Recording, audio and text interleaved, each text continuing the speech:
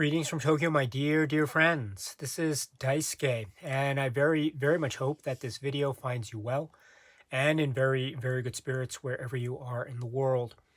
And today, if you don't mind, I would very much like to continue on with our journey, our discussions, our discoveries, and our explorations with respect to the recent releases made by the Criterion Collection during this year of 2022. And that brings us to a release which has been designated by Criterion at spine number 1164. And this is a work which is described as being from the year 2021. And the name of the filmmaker is Todd Haynes. And the name of the work is The Velvet Underground.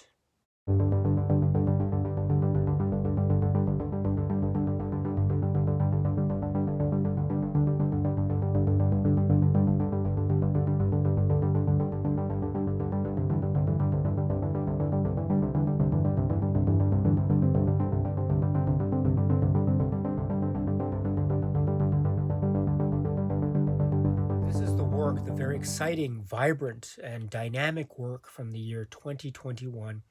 And it is from the filmmaker, the director and producer, Todd Haynes. And as the title suggests, it is focusing in primarily, or perhaps one aspect of it can be described as being focusing in on this group, which is the Velvet Underground. And therefore we have this work, this documentary for the type of exciting work of the senses, which is the Velvet Underground. And indeed, as the title suggests, one can take this documentary and describe it in terms of its trajectory or its line, a throughway, as being focusing in on the music and the group and the formation and the history and the makeup and the members and the dynamics and the forces and the music and the works and the inspiration and the cultural and musical and artistic impact of this group, which is the Velvet Underground. And so we have many people, many personages, many figures that are very key in the history of the Velvet Underground in terms of the musical movement. And so through the use and application of, say, archival interview footage and or through interviews that have been taken in the present around this time of 2021, we have people that are speaking to their various aspects of, say, the history of the formation of the group. So we have people such as John Cale, Maureen Tucker, Jonas Mekas, and Mary Warnoff, and Jonathan Richman, and others. And also we have, through archival footage or archival interviews, people like Lou Reed, etc., and others that are speaking to various aspects of the music and the group and the formation and the history and a type of biographical detail in terms of backgrounds and musical interests and musical study of some of the members. For example, a type of compare and contrast, a biographical detail and a background in terms of musical interests and musical, say, studies with regard to, say, the background of Lou Reed and also the background of John Cale as an example. And these are leading up to trajectories of the documentary that could be said to be, as I say, one level being the focus on the music and the formation and the history of the band and the group and the cultural and musical impact of this group. Now, that is, of course, one level that this documentary of the senses, sensory perception, and a type of delightful, exuberant display of artistic prowess. And one can say that this documentary is because it also, at the same time, and perhaps crucially and via a type of necessity, it does also focus in on the environment and the times. And the way it does this is it describes or it provides the backdrop, the very key backdrop, which is also both the background and the foreground with regard to the Velvet Underground, which is this notion of the avant-garde art scene. and the avant-garde art scene in many key places, New York, and this is focusing therefore on various key figures of the avant-garde art and cultural scene, focusing perhaps, for example, on avant-garde artists and filmmakers like Jonas Mekas, like Andy Warhol, and others. And so this is a very key component, not just of the providing the context of the group, the Velvet Underground, but also, in fact, providing the context for the times and the way in which this culture, or this, say, art, avant-garde cultural scene, is not only the foundation of the music that is being generated, but also it is a type of way of life. It is a type of philosophy or philosophies in terms of the creation of art vis-a-vis various cultural movements that might be taking place at the same time. And so there is a discussion about, say, East Coast and West Coast, and sort of counterculture hippie generation of the 1960s, and how this avant-garde movement that is the subject of this documentary may have been seen to react against that, or perhaps not necessarily be in agreement with a number of the approaches that, say, are characteristic, generally speaking, with this other countercultural movement. And so this forms the background for the promotion, or the further, say, elaboration upon the history and culture of the avant-garde art scene in the 1960s, etc., leading up to the 1960s, and then focusing on the 1960s and beyond, when we're talking about the intersection between art and music, and the avant-garde and the Velvet Underground. And so in that way, we have discussions of, say, the explosion of ideas and thought and creativity, and this also is emblematic in the music itself, the Velvet Underground. And so this forms, I think, a really fascinating, almost maybe conceit, or a mode of type of reflection, and also a mode of cinematic expression that Todd Haynes and company employ, because what this means is that we get to many clips and many excerpts from, say, avant-garde films or experimental films leading up to and being part of the day in the 1960s. And so this, and not only do we get a kind of history of the avant-garde art scene, or the experimental film art scene, in the context too of the Velvet Underground and the music and the musicians and the artists that were involved, we also have a presentation of, say, the history of the Velvet Underground, the members, the membership, and the importance and impact of the music that it had on the inner circle and the extended circle. We have this presented also in a type of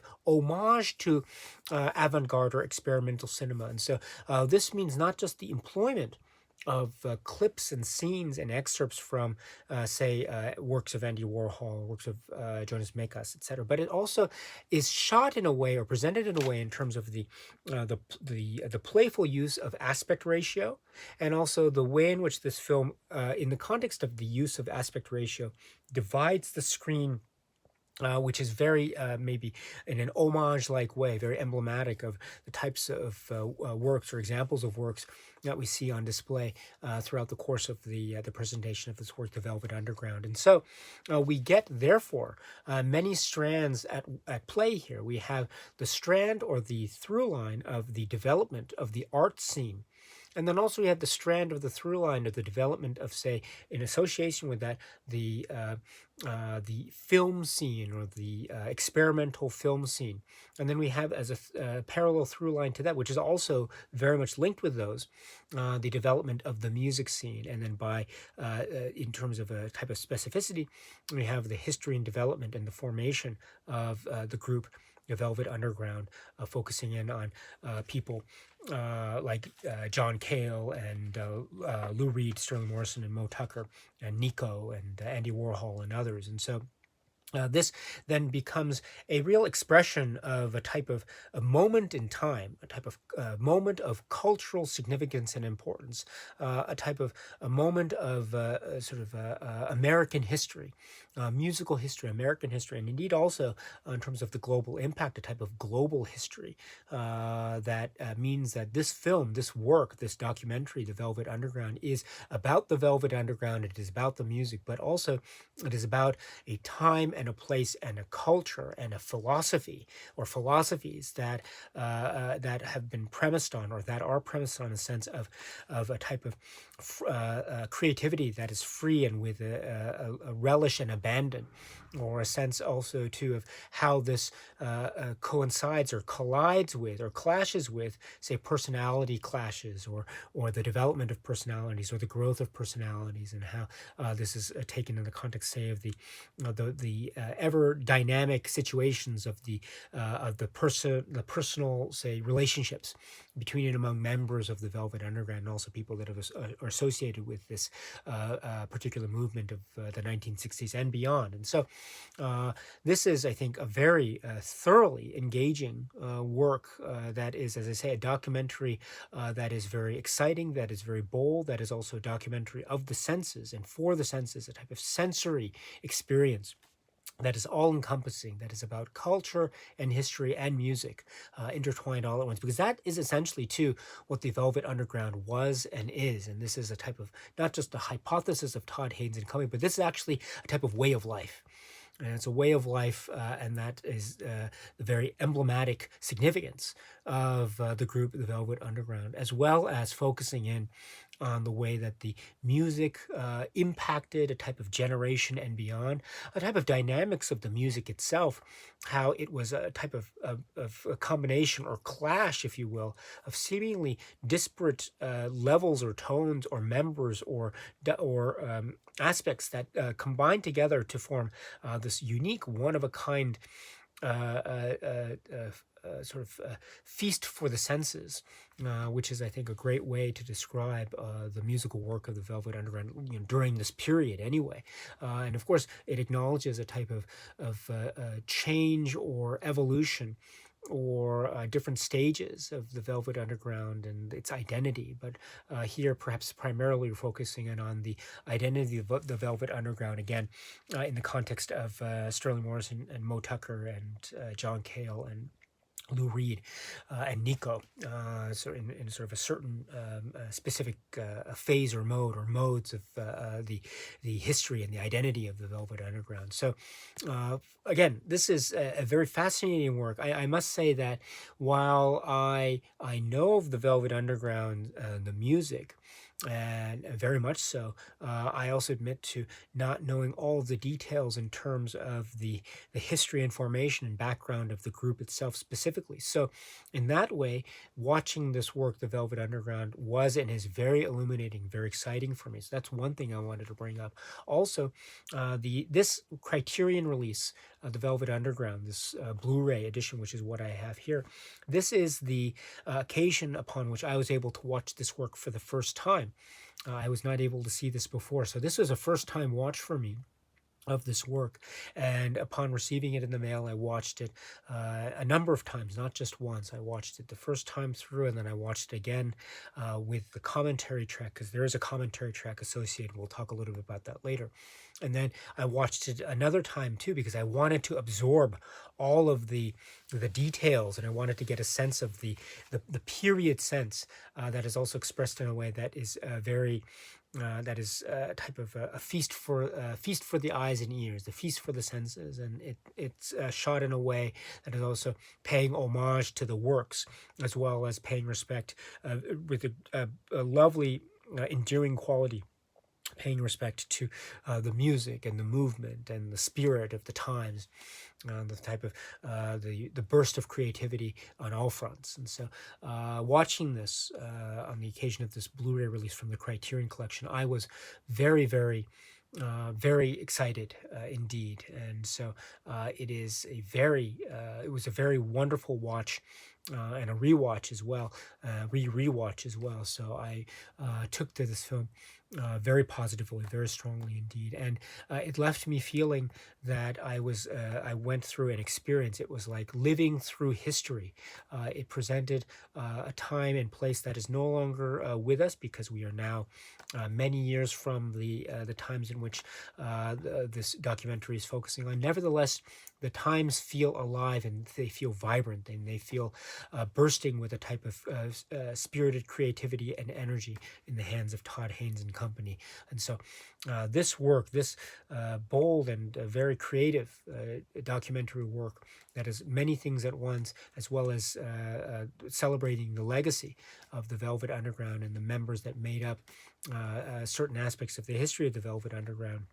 This is a very exciting and dynamic documentary work indeed, a very fulfilling one in many respects of that term.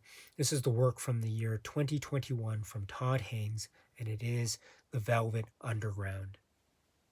The Criterion Collection has released this film, The Velvet Underground, from the year 2021. It releases this on this Blu-ray edition, which is what I have here. Again, it's spine number 1164. I've taken the liberty of removing the booklet, which is a staple booklet, very robust, very brilliant, and we'll talk a little bit about this later on in this video. But in one of the pages, in fact on page 21, there are some notes about the master and the presentation. So let me quote: "The Velvet Underground is presented in its original aspect ratio of 1.77 to 1. Supervised by director Todd Haynes and cinematographer Ed Lachman, this digital master was created in 4K resolution. The original Dolby Atmos soundtrack, which is presented in 5.1 surround sound for the DVD edition, was remastered from the digital master audio files." End quote.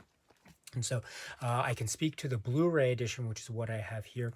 And it's a 2021 work. So it's, again, I didn't see this in the theater. And in fact, this is the first time I'm watching this upon the Criterion release. But I must say that I'm very impressed with how it looks and sounds, again, based off of course, my very limited exposure to this work prior to the Criterion release. So that being said, I'm very, very happy with this indeed. And also I should point out that the interesting subtitle options that are available.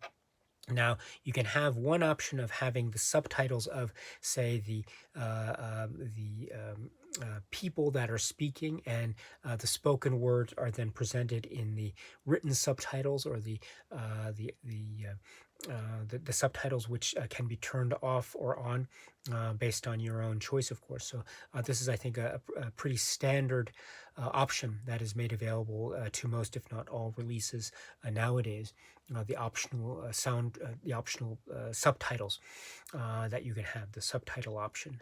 But that is not the only subtitling option, because there's also the option of having the works of the various, say, experimental films or avant-garde films, the works and the titles and the filmmakers and the date or the year.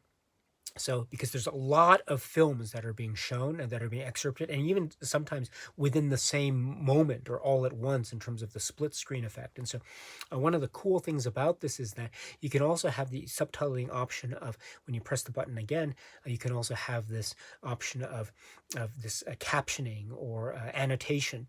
And so you can have the annotated notes of all the excerpted works and archival footage, again, for purposes of your own background and your own, say, research and knowledge base, because there's so much archival stuff and excerpts that are being edited in here. So it's really helpful to have that subtitling option as well. I should point out that if you choose these, what let's call the standard subtitling option of the subtitling of the spoken words, or if you choose the annotation subtitling option, you can choose one or the other, but you can't choose both at the same time. And so I tried to choose both at the same time. Unfortunately, I couldn't get it to work on my player. So If you can get it to work on your player, please let me know. But as far as I can tell, you can only have one over the other. You can't have both happening at the same time, which I think is okay, because perhaps if there was the option of having both subtitling options occurring at once, that would have been a lot of printed words or printed lettering going on at once as the film is being played on the Blu-ray player there. So I can probably understand in that way the reason why, technically speaking, you can only have one or the other. Again, based on my own subjective experience with my Blu-ray player machine. So if you have any different information about that, technically, of course, please let me know. But I can only play one or the other, but not both. But that's okay, because either option is really wonderful and really fantastic, and it's really a nice thing to have. And also, it becomes a nice research tool, as well as provide even further background. Again, because there's so much stuff, so many names, so many figures being presented, because as we've described it, this documentary, The Velvet Underground, is many things, one of which being a type of historical document, or a type of journey through a historical journey through this time and place and these people. And in order to be able to catalog that and do it in a way that maybe people who are coming at this world, or experiencing these historical events maybe for the first time, or maybe who maybe not even experiencing for the first time, but still wanting to get the specific details of what is being shown, what is being relied upon. This is a great tool to have, the annotation tool. And so please check it out if you have the opportunity to. It's a really wonderful innovation here. So overall, I'm very, very pleased with how this is presented from the Criterion collection. Now let us turn our attention to the supplements which can be found accompanying this great Criterion release, and let us therefore first turn our attention to the commentary track. Now this is a commentary track, the optional commentary track, which is described as being from the year 2022, and it features the editors Alfonso Gonçalves and Adam Kernitz, and the director-producer Todd Haynes. And so this is a very cool commentary track between and among these participants, because it talks, well, first of all, Todd Haynes does talk about the inspiration and genesis behind this particular work, this documentary work, The Velvet Underground. And also, this is the opportunity too for Todd Haynes and the editors, with whom he has a really strong and robust working professional artistic relationship, talking to about the editing process with this film, The Velvet Underground, because the editing process is very important, as they explain, because of so much archival footage and so many source materials that are being relied upon, both in terms of music and sound, and also image and photography and films and the like. And so, and not just what is relied upon, but how it's being shown. I mentioned a little bit before, but there's also aspects too of this in terms of the presentation of aspect ratio, and also the breakdown of the frame, the splitting of the frame in a lot of ways.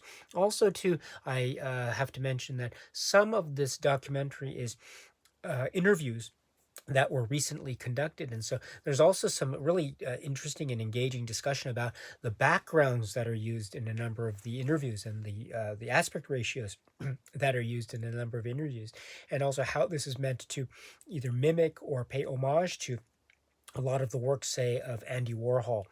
And the way in which Andy Warhol's work focused in a lot on, say, background and image and close-ups of faces. And so this type of homage detail, I think, is all the way down to, say, some of the backdrops you see with a number of the interview participants, as mentioned here, with this great commentary. So these and other reasons are a great place to start in terms of the recognition of the brilliance of the creativity and the creative process that's on display in terms of these filmmakers and the editors, and it's a process of creativity that is focusing in on the presentation of creative forces in 1960s New York. So very, very cool stuff indeed.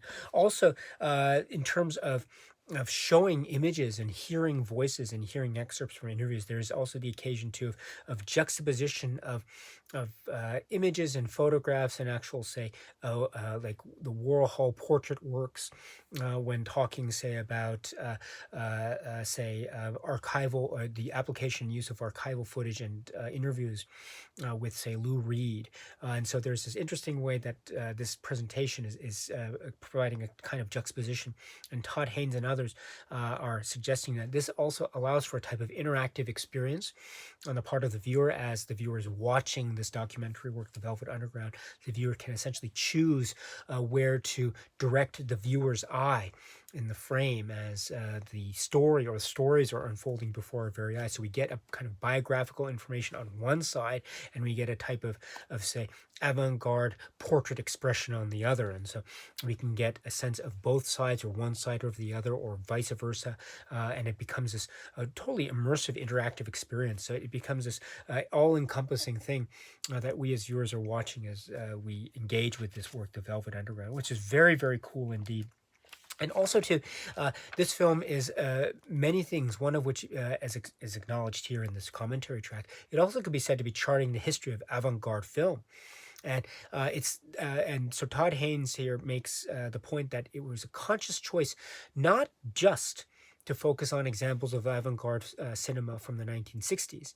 It could have been very tempting to focus exclusively on this period, but no, he wanted to focus on the history and trajectory of avant-garde cinema, of experimental cinema, from the 1930s, 40s, and 50s into the 1960s, because as he cites, the artists that are mentioned, and there are many artists that are mentioned, and the artists that he mentioned will have, more likely than not, have seen the films that are leading up to, or that are part of the course or trajectory or history of, say, cinema or avant-garde cinema leading up to the 1960s. So prior to the 1960s, we'll have works that are being featured again as a means for explaining the context of the artists that are then part of the scene that we see in 1960s New York. So that type of charting of the history of avant-garde cinema is one of the levels of this work, The Velvet Underground, which is a very valuable level indeed. Very, very cool. And they also mentioned too this idea of exploding the frame. I love that phrase, and how this exploding the frame, you see so much stimuli packed into the frame here, and how this is also a type of metaphor for the creative, the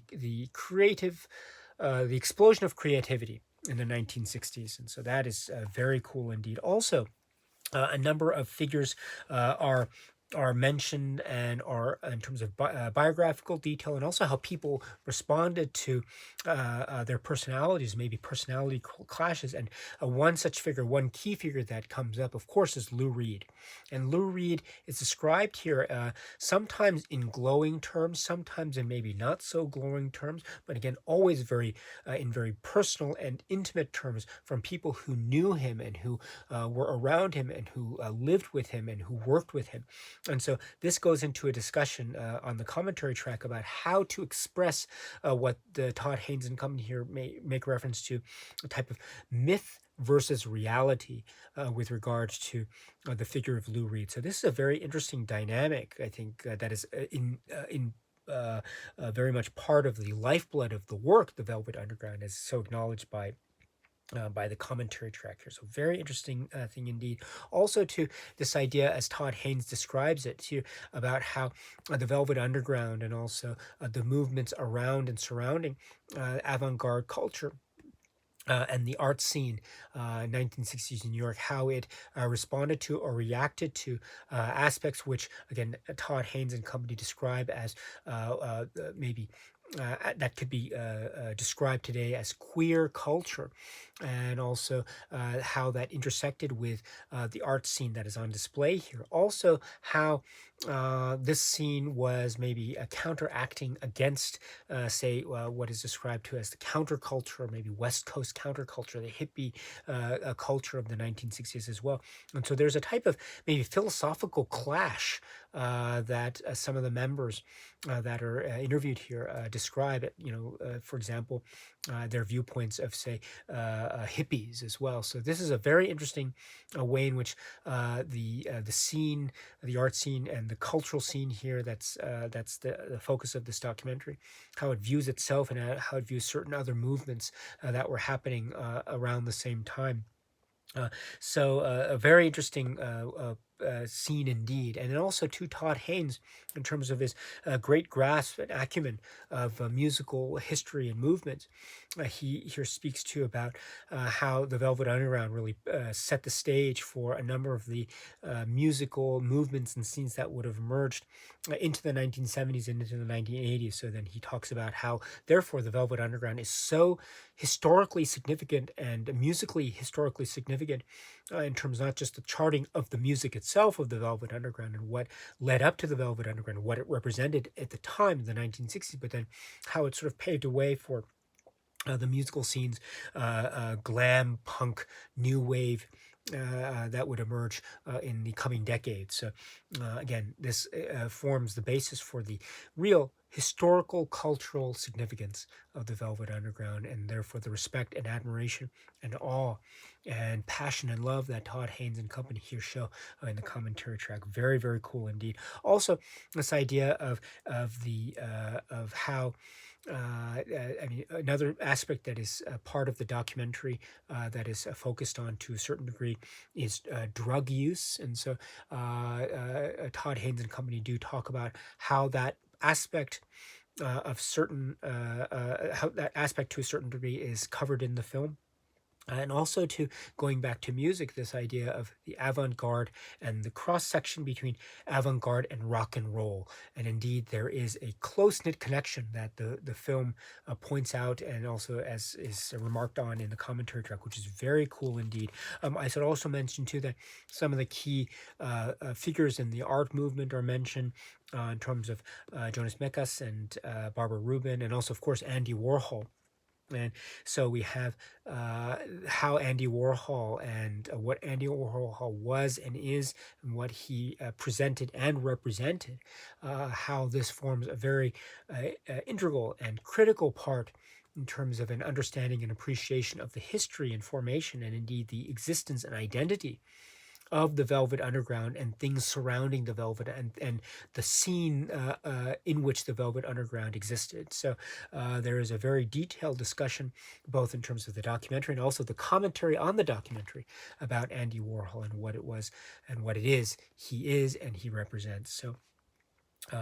And there's other mentions too. John Cale, Nico. There's an interesting an anecdote or discussion about John Cale eating ice cream. Very cool indeed. So this is a very valuable and very insightful and very cool commentary track. I'm very glad Criterion is able to get commentary tracks when they can. And so here is another great example. So please check this out if you can. This is the commentary track from the year 2022. So with the comments on the commentary track, let us now turn our attention to the other set of supplements that can be found associated with this Criterion release. And so now let us turn to the supplements submenu when you go to the main menu, when you put the Blu-ray into the machine. And so when you go to the submenu, you can find a section which is called interviews, and then a section which is called avant-garde films, and then also a section for the teaser. So let's go to that first section, which is labeled interviews.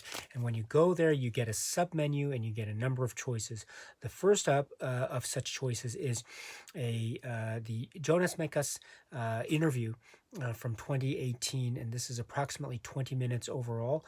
And so I understand that this, again, Mekas was a very important figure that loomed large in terms of this art scene, as well as the context of the Velvet Underground, and also his interactions with a number of the key players, as well as being a key player himself.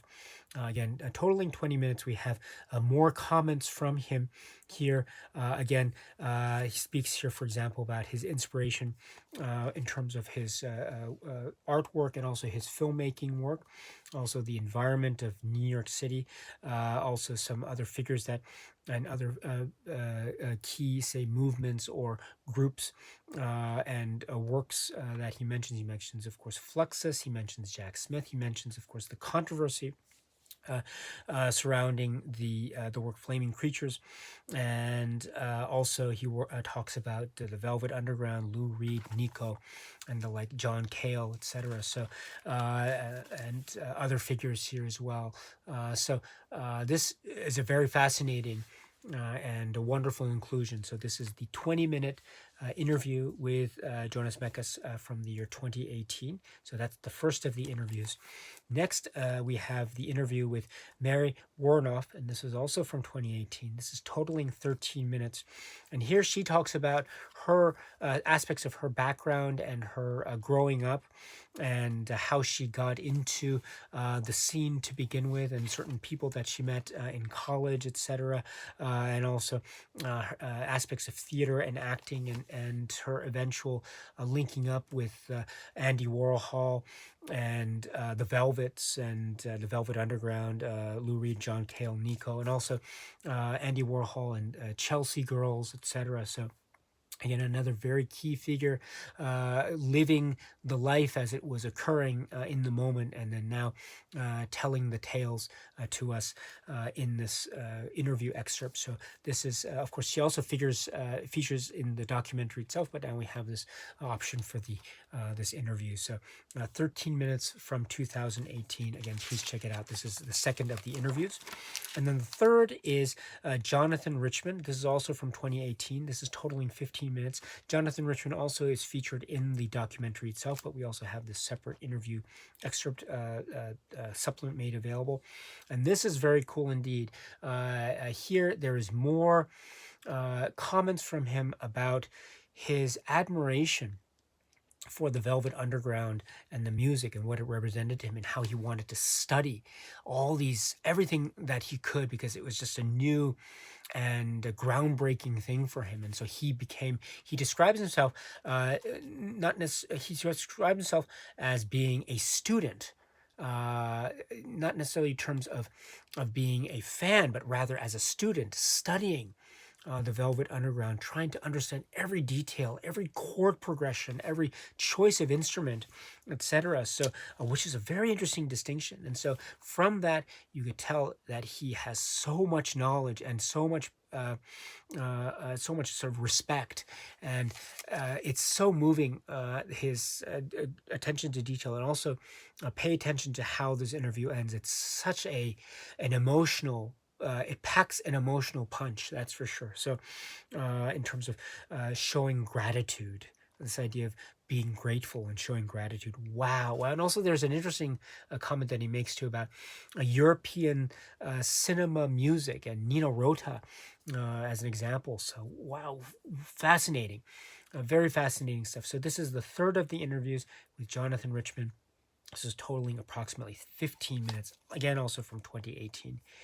And that's not all, too, because then the fourth of the interviews, which is, it's a set of interviews, or it could also be described as a Zoom type of conference.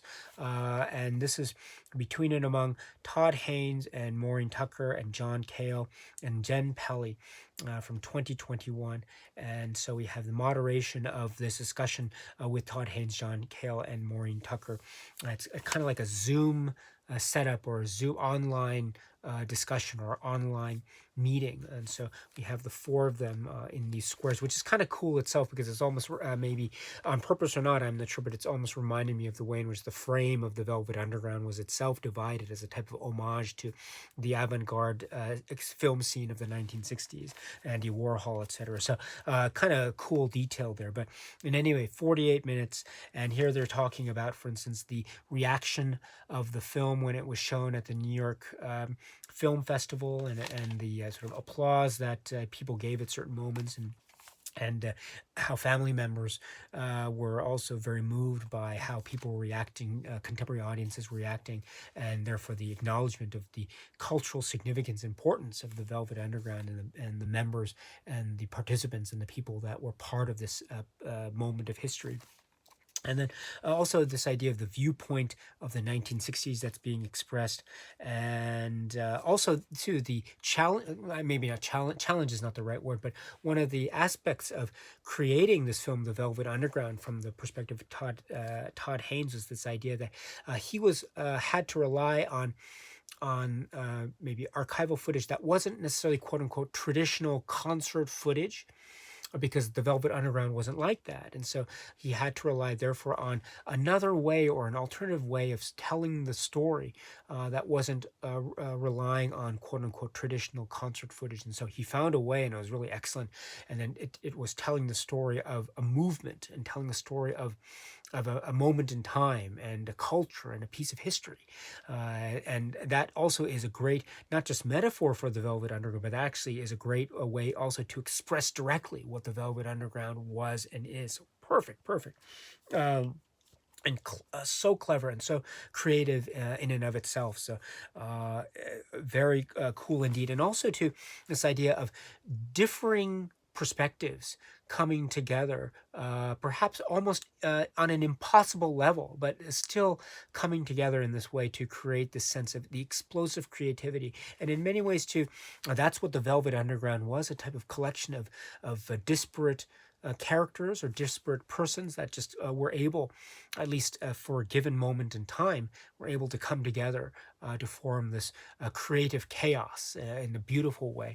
And the same thing too, a type of discussion of Andy Warhol and the Factory, this idea of many different people being able to come together in the spirit of creativity and serendipity to create and to give voice and give form to artistic expression. So very, very awesome indeed. Also, there's a lovely detail about Mo Tucker and a shirt that she's seen to be wearing, the Jets. And so this is interesting. The moderator, Jen Pelly, takes the opportunity to sort of bring up that detail in a very fun and affectionate way. Very cool indeed. Also, to as mentioned in the commentary track, as it's also mentioned here, this cross section and this very important kind of spiritual link between avant-garde movement and rock and roll. So this is kind of a very important concept. Also, to the way in which, and this is expressed too in the commentary track as well, at the point at which the Velvet Underground music is actually introduced on the soundtrack is actually kind of late in the film. And so it's interesting too, because it's sort of paralleling or mimicking the way in which because the film is about, in many ways, in a lot of ways too, it's about the formation of the group. And in order to cover the formation, you have to cover the period of time leading up to the formation. So up to the formation, we probably don't get, we get a sense of the music only after we get the sense of the formation part of the storyline in the documentary. So that comes somewhat into the film. And so that, I think, is a purposeful and very effective way to show exactly what the impact is. Because when we're waiting for that music to arrive, when it does arrive, it has a kind of huge impact when you first hear, and it's sort of, it therefore it could be said to be a way for the filmmakers then to try to give expression to show, at least to some degree anyway, just how much of an impact the Velvet Underground music was when it first landed on the scene. For instance, when Velvet and Furs first landed on the scene, it was a huge deal indeed. So in a very nice artistic way, the documentary seems to be endeavoring to parallel that very sense of impact. And then also to the reactions to the film when it was first released, 2021, and it was a very positive reaction, and this idea of a celebration of the legacy and history. And also to the idea that creativity is not always about finding solutions, but creativity is also perhaps, if anything, too, an acknowledgement of, and I love this phrase that's used, unresolvability. Unresolvability. And so that is a really a profound moment, one of many profound moments, and it's kind of emblematic, at least from my viewpoint, of how one can view the creative juices and the explosion of creativity in the 1960s. This idea of things are created, not necessarily resolved, but created. And perhaps that lack of resolve or lack of resolution is in many ways part of the point. And if that's the case, indeed, that is a very profound observation to make. So, for these and other reasons, this conversation between and among these four participants is really cool indeed. This is approximately 48 minutes, so please check it out if you can. And so that rounds out the first section, the interview section of the supplements. And so let's go to the second section, which is given the label of avant-garde films. And so this is very awesome indeed. So we have 3 examples of avant-garde films that are presented here, or excerpts. And so the first is award presentation to Andy Warhol, and this is Jonas Mekas from 1964, and this is approximately 12 minutes. Next is Piero Heltzer's Venus in Furs, and this is from 1965, 21 minutes. And last but certainly not least, we have, again, Jonas Mekas from 1964 to 1969. And this is an excerpt, approximately 7 minutes, Walden Diaries, Notes, and Sketches. So here we have, therefore, examples of the scene and the art movement and the film movement. And so we don't have every single example that's shown in the film, but we have these key examples here, or some of the examples. And so this is very intriguing stuff indeed. So if you haven't seen these works, this is, I think, a great opportunity to do so. And also, this and the documentary itself, and also the annotation option, which I mentioned earlier, this forms a great jumping off point for a further exploration into the world of avant-garde cinema for those who are interested. So please check this section out of the supplements if you can. It's really, really remarkable. And then last but not least, we have the supplements which are rounded out by a teaser, which is a really cool thing as well, because you have a teaser which is then replicated when you go to the actual menu of the Criterion menu, the Blu-ray disc menu or the disc menu. So you get the teaser, and then you when you go to the menu, you are watching the teaser kind of being repeated. So it's kind of getting a lot of the teaser stuff, which is a very cool teaser indeed. So that rounds out the great set of supplements here, plus the commentary track. What a fantastic package this is. Now let us turn our attention to the packaging and also the great booklet here. First, a note about the packaging and the cover art design. Again, very cool cover art design, both in terms of the front adornment and also the back here. Very, very neat details and twists indeed, as well as a continuation of these motifs in this great booklet. Let me point out that the art is credited to art directors Eric Skillman, Sarah Habibi, packaging and DVD menu designer F. Ron Miller. And I mentioned the menu design. It is very cool indeed. Again, it's a type of parallel or borrowing from the teaser itself that's also featured for the supplement. So very great package. Again, this type of tableau or collage spirit that is also very emblematic of the times as well as the documentary embodiment. So, and it's carried over into, oh, and I should mention too that it's the disc too.